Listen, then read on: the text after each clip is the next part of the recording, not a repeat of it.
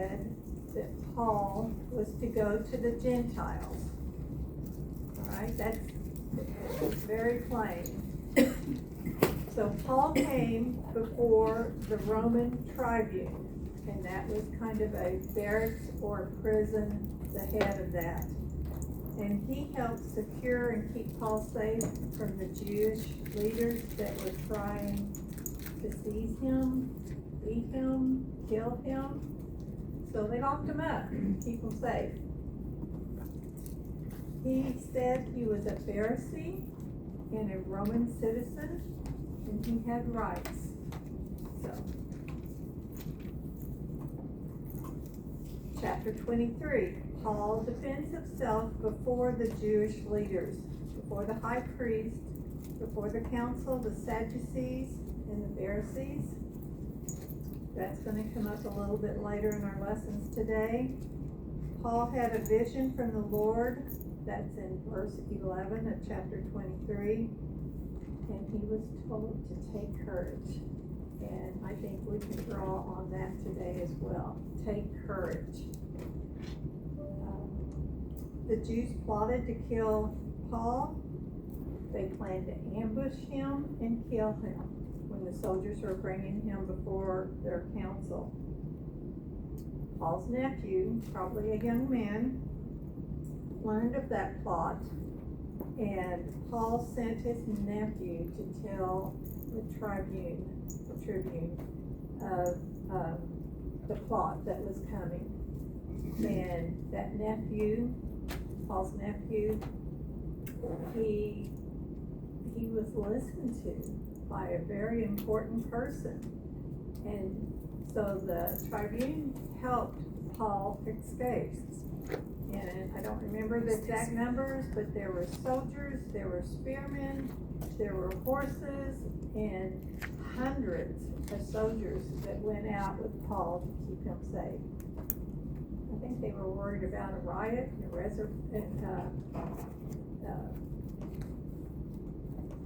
where they came in, took them all over, so the tribune was trying to keep him safe. He was going to Caesarea, and you'll see on the map over here, you'll see Jerusalem and Caesarea down in the corner over there by Helen. And that's where he was going. And he was going to see Governor Felix. I don't know about you, but over the years that I've studied some of this, I always got Felix and Festus mixed up. Too many F words there on Felix and Festus, and they were both governors. One was maybe stated to be a little better than the other one. So we're going to talk about that today. We also talked about how our U.S. court system is today.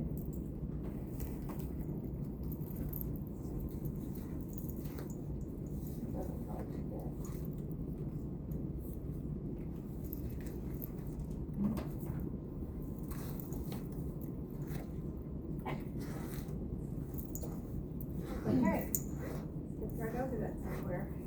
So in our court system today, we have plaintiffs and we have prosecutors. They are the ones that make the accusations. They are the ones that make charges.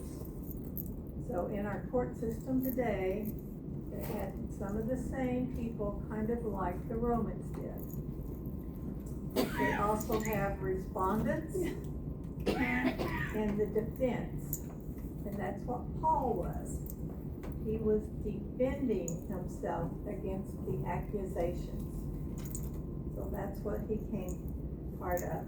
We have trials, we have court, we have witnesses, we have evidence, and you're going to find that the Jewish leaders did not present evidence that proved Paul was guilty. And as he talked with the leaders, they would say, there is nothing here. There is no evidence that he ought to be killed. So we're going to talk about that.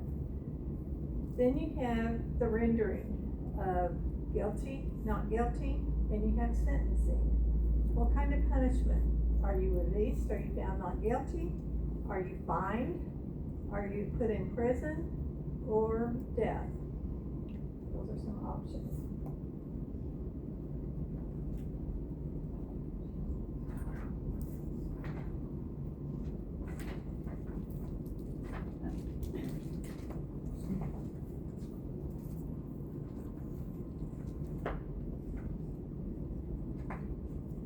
I've gotten these pages out of order.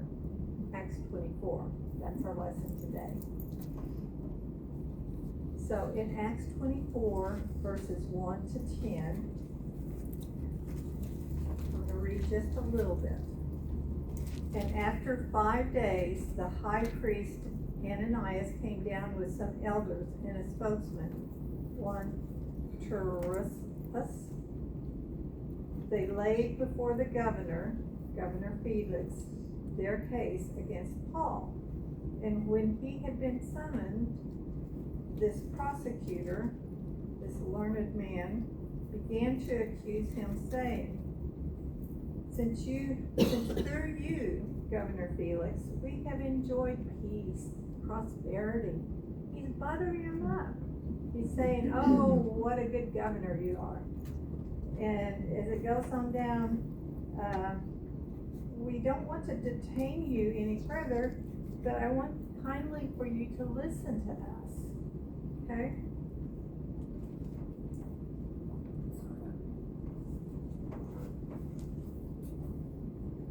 So after they made the charges, which we talked about, that he profaned the temple, they seized him, and then in verse 11 to 21,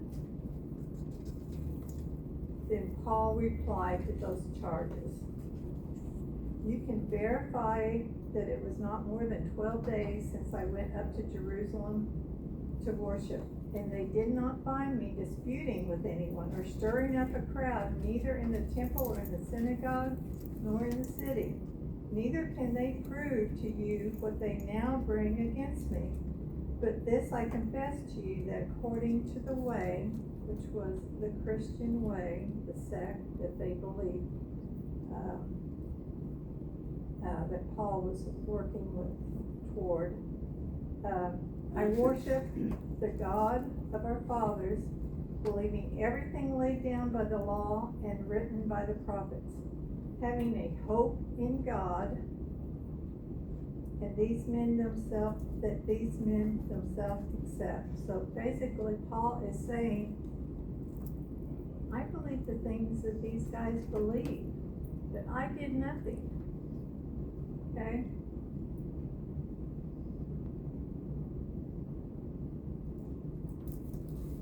And it goes on down into verse 21.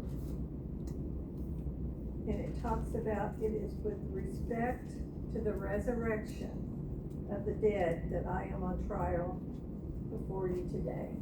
So it is about, many of these leaders were Sadducees, and they did not believe in the resurrection. Paul did. The Pharisees did.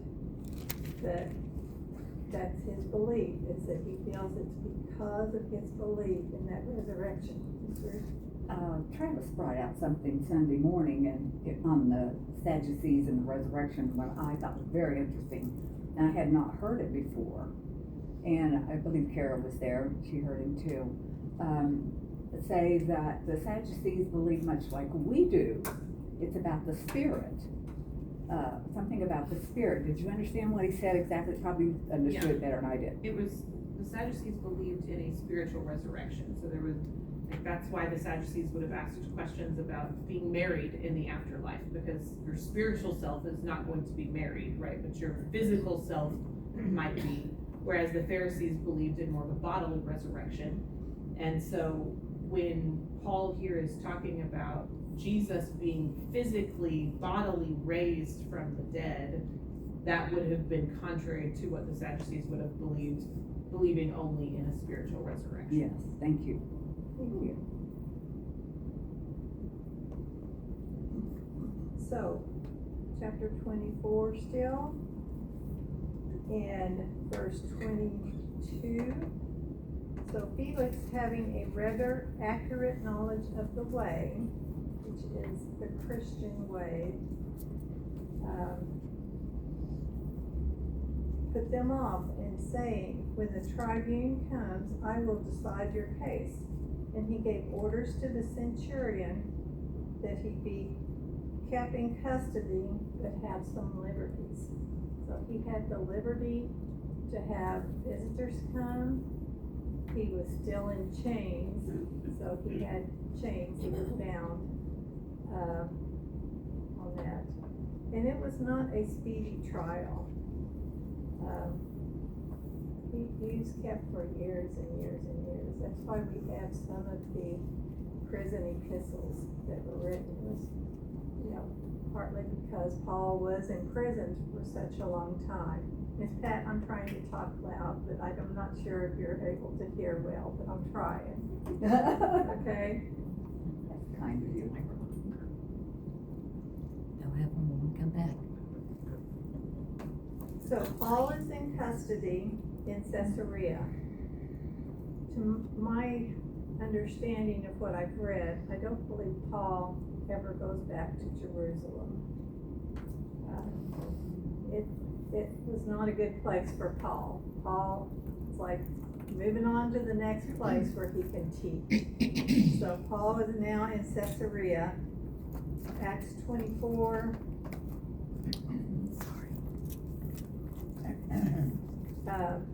And verse 24, and after some days, Governor Felix came with his wife Drusilla, who was Jewish, and he sent for Paul and heard him speak about faith in Christ Jesus.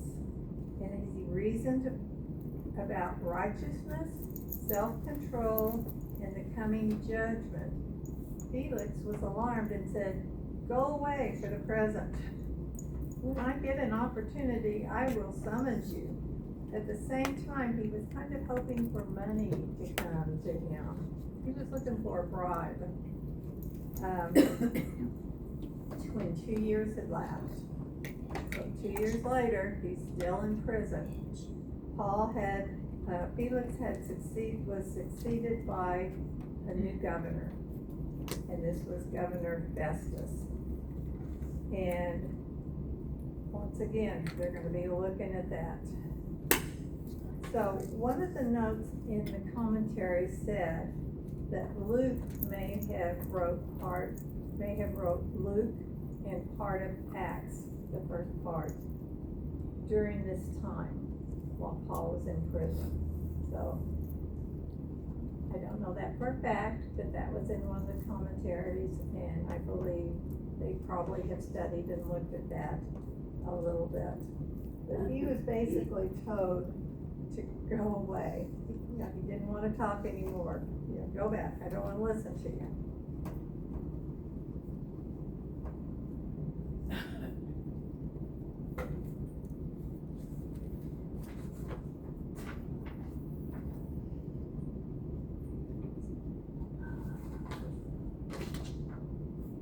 So, chapter 25, verses 1 to 10. And if you remember from last week, I told you, you're going to have Paul before the tribune, you're going to have Paul before the Jewish leaders, you're going to have Paul before Felix, you're going to have Paul before Festus, you're going to have Paul before King Agrippa. We're going to cover all of that this morning. So we're going to keep moving and moving on. And I This told was you. 2 years later that Mhm. Festus took over, Yeah. and he was in prison all that time waiting for a bribe. I think he was waiting for a bribe from Paul. Yeah. For 2 years, and then, Sometimes they just did not want to even make that decision themselves. Because then you're gonna rile up the Jerusalem Jews, some of the Sadducees. Sometimes you just don't make everybody happy. So I told you that this story is like a novel. It just keeps going and going and going. It's about investigations. It's about this type of stuff, which is why I talked about the court, our system of court. Julie, did you have your hand raised? No. Oh, Ruth. Well, did Paul just sit in prison not seeing anybody, or did people come in? He had liberties. Visitors could come and see him. So he was doing his work even there. And the commentary mentioned what Ruth Lund had brought out last week. She said, wonder what happened to those Jewish leaders, those Jewish people that took that oath that they were gonna kill Paul, and they weren't gonna eat maybe or drink until he was killed. Well, Ruth Lund thinks just like the commentator, not commentator, the Scholar, probably. yeah, the book. Okay. Commentary, thank you, the commentary. But they probably got really hungry. He mentioned that in the commentary, that they probably got really hungry. And there was 40 of them that said, we're not gonna eat until we get Paul. That's what happened. Okay.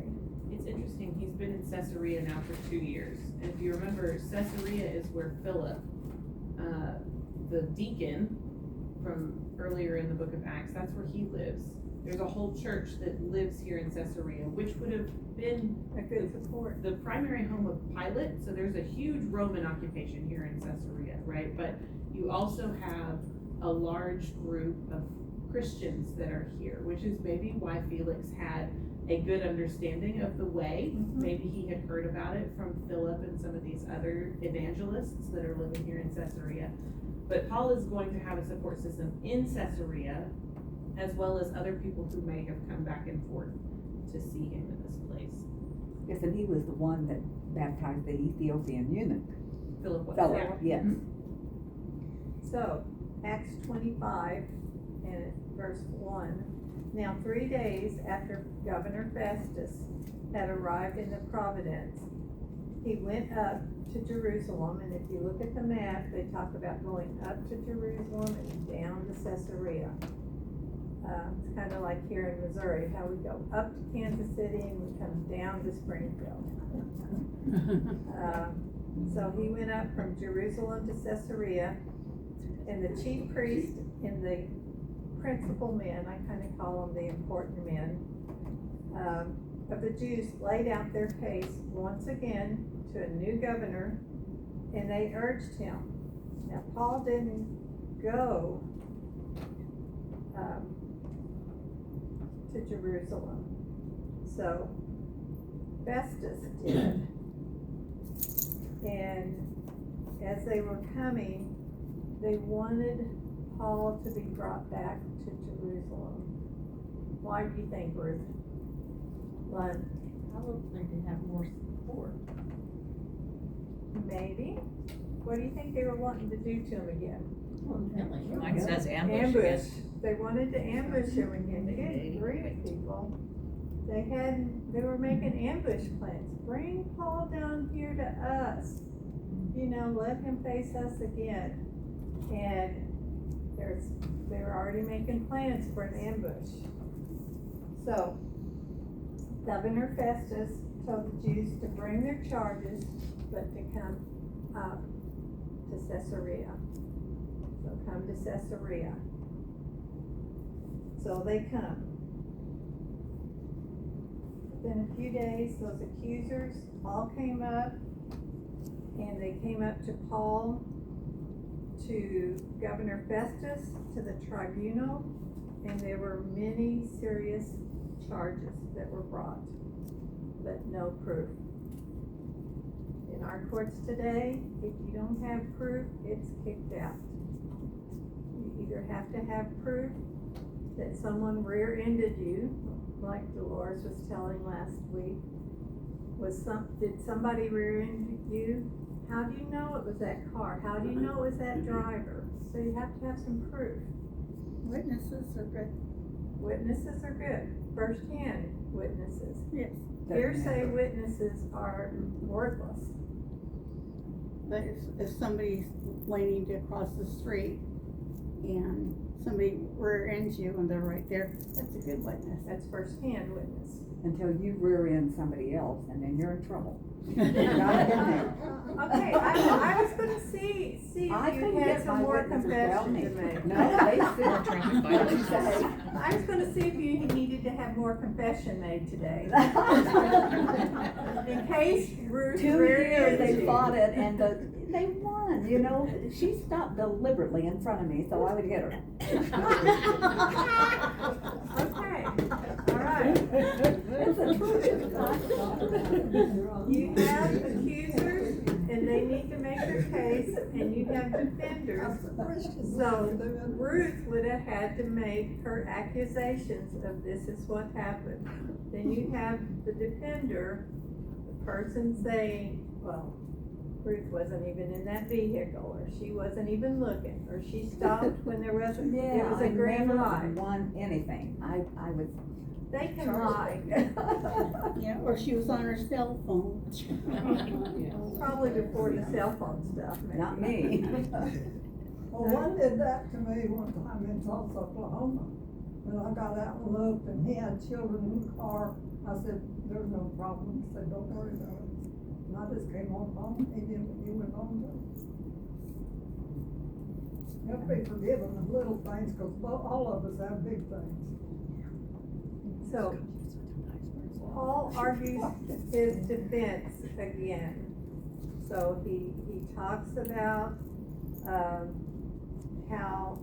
how he became a Christian, he witnessed, and then in,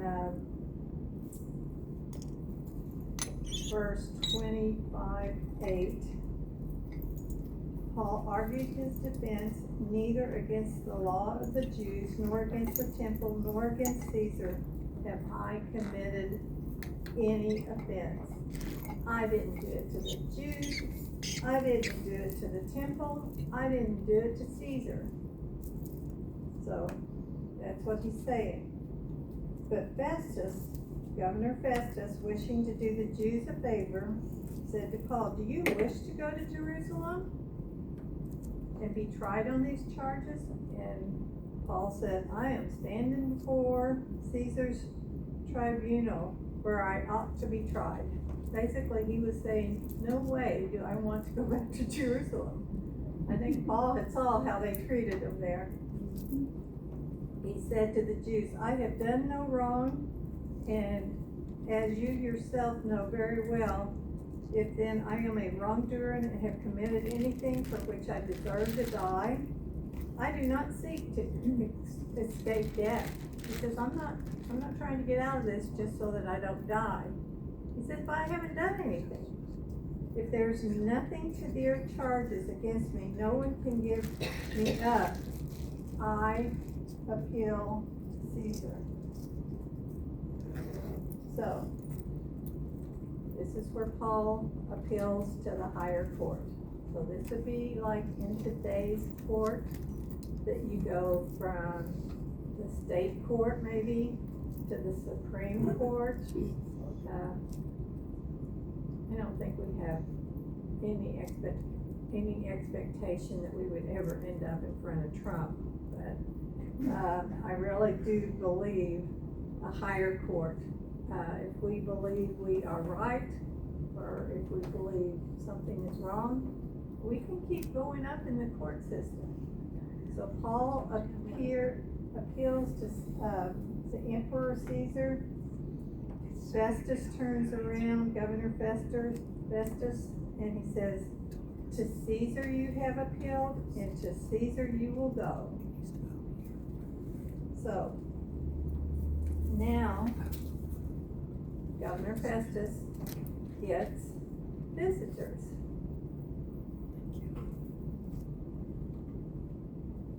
So he gets some visitors. It's King Agrippa and Bernice. Just a little bit of background on that without delving too deeply into this. King Agrippa was probably called Herod Agrippa II. Some of these get really confusing in there. When talk about Caesar, there's all kinds of Caesars. You know, that was just kind of like saying, I appeal to the president. And Bernice, she worked with, kind of in incest, because she was in some way connected as a sister. So here is King Agrippa living with a sister, and they come to visit Festus, Governor Festus. So Paul is going to meet with them. Festus explains Paul's situation. What page here? Governor Festus gives a breakdown again. He tells all that's what's happened. He says there is this man named Paul that is still in prison. Felix put him in. I didn't. So I am now got this man who's a Roman citizen and a Pharisee, and basically saying, I'd like to ask your opinion. So he explains Paul's situation, the accusations, the defense, and again, Paul speaks in defense of himself. And it says, as Paul goes before Governor Festus, King Agrippa, and this Bernice, he talks about in chapter 26, see that I'm kind of speeding right along so that we can have time. You have permission to speak for yourself. You don't get to just shout out. In court here, you don't get to shout out either. You can't say, hey, I got something to say. You gotta say, Your Honor, may I say something? And then they have to give permission. Type thing. Okay? Bruce, how did you handle that? Was that okay? Well, she grabbed her neck and called the ambulance, so, Okay. you know, that's pretty You weren't in court yet, obvious though. that she stopped in front of me. You know, if I have to go to court, I'm gonna take you because you have experience. Thank you for letting me teach you. Okay, so in chapter 26 and verse 1, Paul can speak. Paul stretched out his hand and made his defense. I don't know how many times we've heard that word defense, but it's like almost in every other sentence that he's defending himself. I consider myself fortunate that it is before you, King Agrippa, that I am going to make my defense today against all of the accusations of the Jews, especially because you are familiar with the customs and the controversies of the Jews. Therefore, I beg you to listen to me patiently. My manner of life from my youth spent from the beginning was among my own nation and in Jerusalem. It is known by all the Jews. They have known for a long time, if they are willing to testify, that according to the strictest party of our religion, I have lived as a Pharisee. And now I stand here on trial because of my hope in the promise made by God to our fathers and to our 12 tribes. So he's calling that, and he's explaining, King Agrippa, you know some of the background here. You know that this is a lot about the Jewish religion. This is what's happening. It's because of that. Paul has done nothing to go into, to have to be put to be put in prison or to be killed. He has done nothing.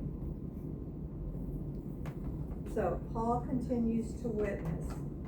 He tells about his conversion story, how he had that vision from Jesus on the way to Damascus, how his eyes were opened, how he turned from dark to light, and also that he talks about forgiveness of sin. He did that in Damascus, he did that in Jerusalem, He did that in Judea, and he did that to the Gentiles. You know, I didn't make it here last night, cause I was working on my lesson, apologize, but I watched it online, and, I believe it was Joe Brumfield, is that his first name? He did a great job, and he talked about going and telling others.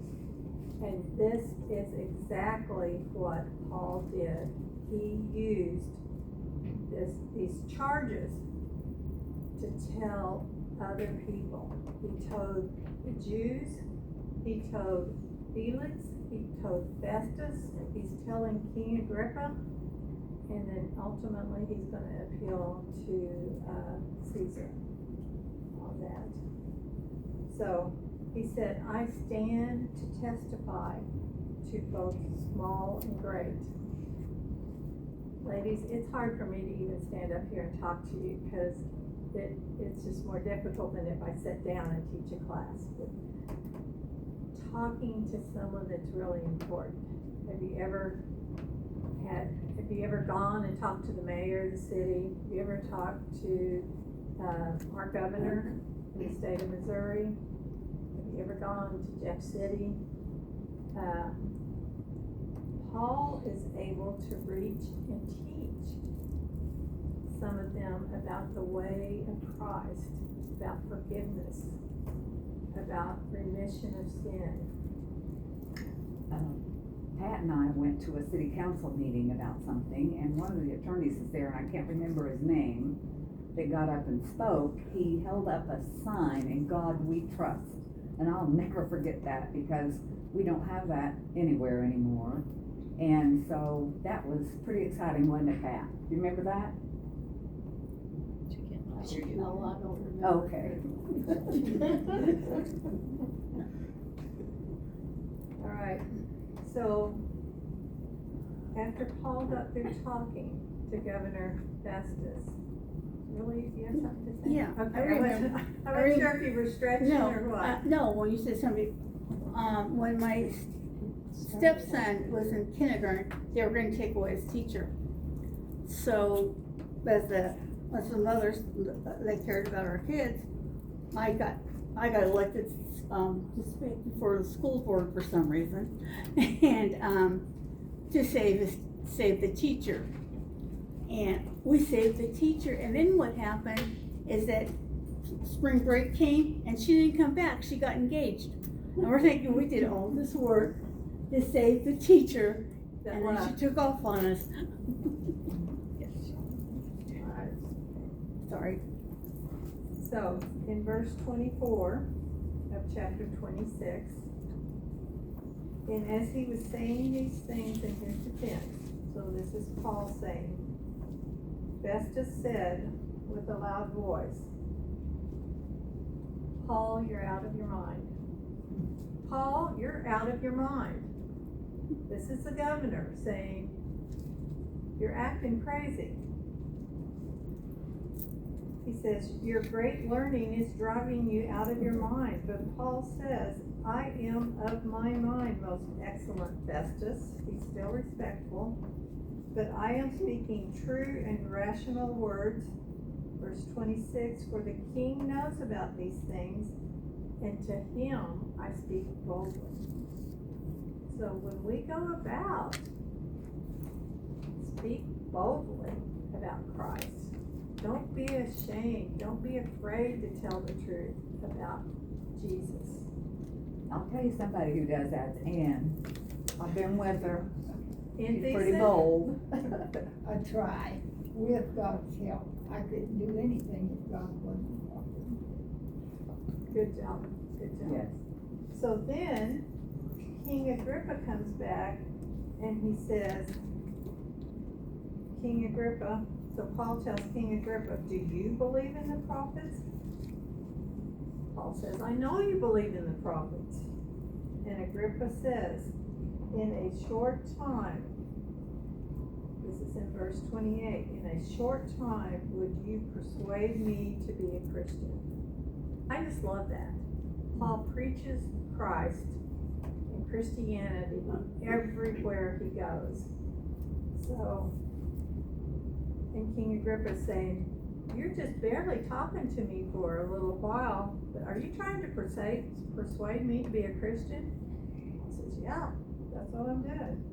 Whether long or short, I would to God that not only you, but all who hear me this day might become like I am, a Christian, a believing Christian, except for the chains. He said, I would not want you to be chained up.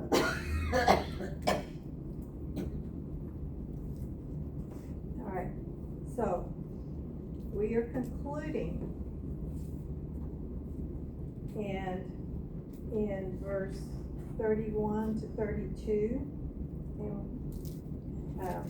actually before that, the king rose up, the governor, Beatrice, and those that were sitting, and when they withdrew, they talked to each other, and they said, this man has done nothing to deserve death or imprisonment. So that's what they found, that's their findings, that's what they rendered. They said, this man does not need to be in jail. He does not need to be put to death. And Agrippa said to Festus, this man could have been set free if he had not appealed to Caesar. So like today, if we appealed to the Supreme Court, if we still wanted to go to the Supreme Court, you're gonna have to go on and do that. So that was what happened. Paul heads to Rome in Acts 27. So here are some of the leaders. The Roman tribune, he was primarily back in Jerusalem. That is the prison, the commander of the prison and the barracks, Governor Felix, and he was not quite as good of a governor. Governor Festus was a little better because he kept digging into it. He took the time to go to Jerusalem to hear what those Jews had to say. He said, nope, we're not taking Paul down there, we're gonna go back. Come back up to Caesarea. And then King Agrippa.